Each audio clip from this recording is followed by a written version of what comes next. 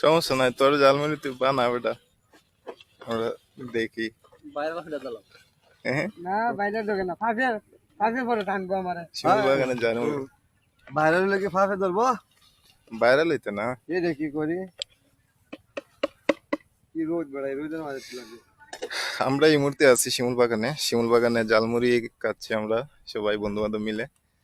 আস্তে আস্তে আমরা এখন বারেক টিলার উদ্দেশ্যে চলে যাব, আর মাঝে শিমুল বাগানে আমরা একটু রেস্ট নিতেছি, সেই সুবাদে আমরা ঝালমুড়ি খাচ্ছি বন্ধুরা।